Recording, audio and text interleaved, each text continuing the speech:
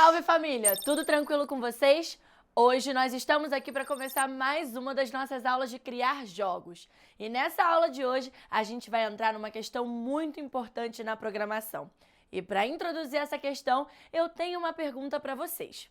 Será que para ser um bom programador, você precisa ser o melhor aluno de matemática da escola? Então, normalmente as pessoas ligam muito a matemática com a programação. E, por certo lado, isso faz até algum sentido, já que os números estão muito presentes na programação. Porém, as pessoas também estão acostumadas com uma matemática que é ensinada na escola. E, normalmente, como ela é ensinada, não nos ajuda muito no nosso dia a dia, porque sempre que a gente vê um amontoado de números, a gente sempre procura uma fórmula mirabolante para resolver isso. Talvez uma regra de 3 ou algum macete que o professor ensinou. A questão que eu quero trabalhar com vocês hoje pode ser de uma boa importância para a vida de vocês. E é bom a gente se deparar com ela sem muito medo. Até porque ela vai estar muito ligada à matemática. E agora, sem mais enrolação, o que a gente vai trabalhar é a importância e utilidade da matemática na programação. E como ela pode ajudar a gente a entender certas coisas e ser utilizada da maneira certa. A gente vai ver primeiramente como se aplica algumas funções que nós já ouvimos falar. Então, rapaziada, na aula de hoje, a gente vai falar muito sobre um termo que é a lógica de programação. A lógica de programação é uma série de informações organizadas de forma coesa a fim de resolver algum problema, ou criar algum programa, basicamente. E é importante a gente entender isso como uma coisa muito simples. A lógica é utilizada em todas as coisas. Em nossa volta, quando alguém pede para você buscar algo na padaria, você recebe uma série de informações que serão de grande importância para a conclusão da tarefa.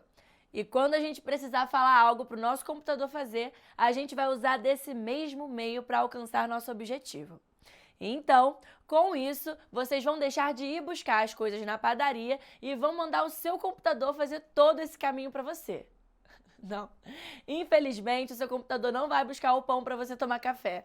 Mas não desanima não, cara. Mesmo que você não vai receber um pão quentinho na sua casa, que o seu computador foi buscar para você, tem muita coisa que você pode fazer com a lógica de programação. Por exemplo, criar aplicativos, criar jogos, solucionar os mais diversos problemas que envolvam qualquer coisa que tenha uma placa. Ou seja, você aprende como seu computador funciona e qual a melhor forma de falar com ele. Uma coisa muito presente no imaginário popular é que os computadores são as máquinas mais inteligentes e avançadas que existem.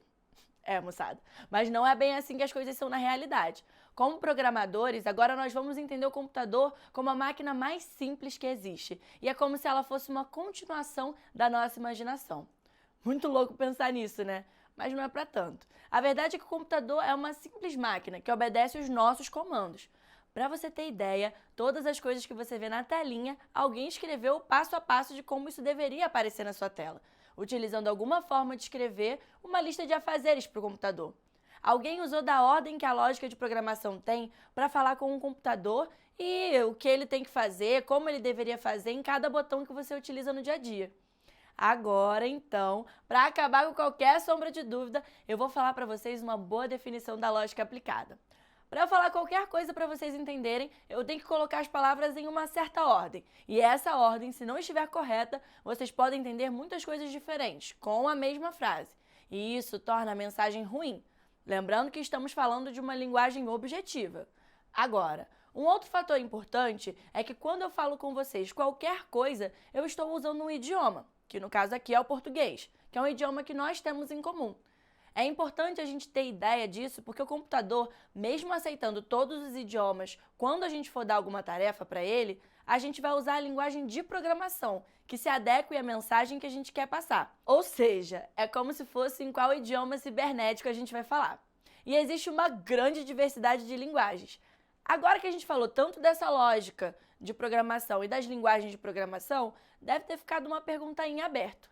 Onde a matemática entra nisso? Bom, meus amigos, a matemática vai ser uma parte central dessa comunicação programador e computador. O computador é uma máquina que só entende de 1 e 0. Aí vamos nos atentar que 1 e 0 significam basicamente sim e não, respectivamente. De forma que quando eu perguntar para o meu computador se alguma tecla está pressionada, ele vai me responder apenas com uma informação sendo positiva ou negativa, verdadeira ou falsa, sempre seguindo essa funcionalidade bipolar. Existe uma piada muito batida na área da programação que provavelmente, se for a primeira vez que você escutar, as chances de você rir são muito pequenas. Então já peço desculpa para os humoristas de plantão. Certa vez, a mulher de um programador pediu para ele ir ao mercado falando: "Querido, vá no mercado e compre leite. Se tiver ovos, traga meia dúzia deles." Nisso, o nosso protagonista vai ao mercado e faz as compras. Quando chega em casa, sua mulher se depara com as compras e vê que havia ocorrido algum mal-entendido, pois haviam com seu marido meia dúzia de caixas de leite. Quando a esposa fala, traga 2 litros de leite, ela insere uma ordem. E depois, quando ela fala, se houver ovos, ela adiciona uma condição para a compra do leite. Ou seja, a partir do momento em que tiver ovos, o programador não levará mais 2 caixas de leite, e sim meia dúzia. Essa forma que o programador pensa é chamado de pensamento algorítmico, que é a forma de pensar que define uma série de etapas ordenadas, que podem te ajudar a resolver alguma questão, seja ela do seu dia a dia ou do seu trabalho de programador. Vale ressaltar que é uma habilidade indispensável para o programador.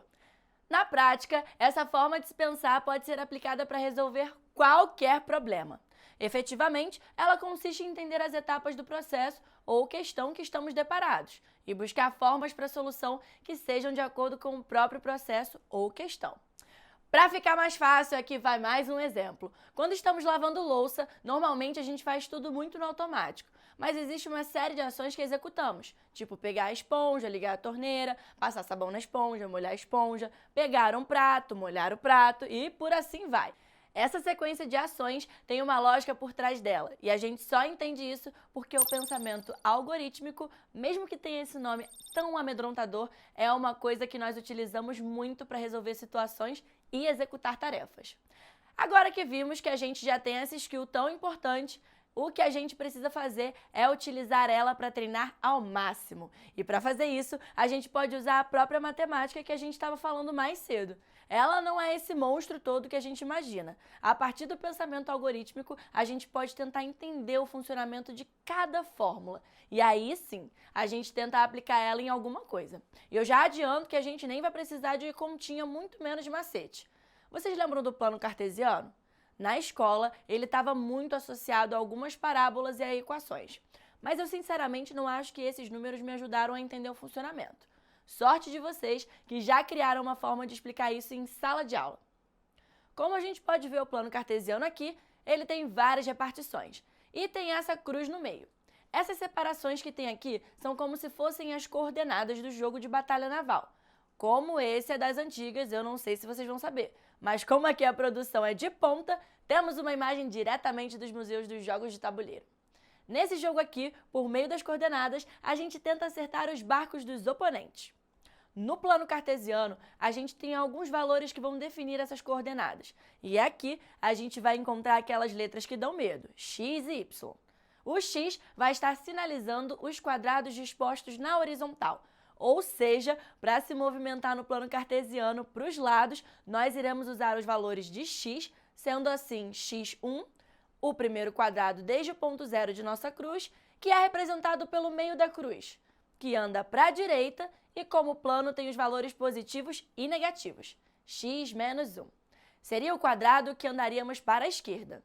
Da mesma forma que o valor de y no plano vai indicar para a gente a direção superior ou inferior do plano, obedecendo a mesma regra. Quanto aos valores negativos, positivo para cima, negativo para baixo, ou seja, cima e baixo. Isso é importante porque aqui a gente já vê com maior clareza a utilidade do plano cartesiano e como funcionam os seus valores. Como eu disse, a funcionalidade dessas coisas matemáticas vão ser muito aplicadas na programação.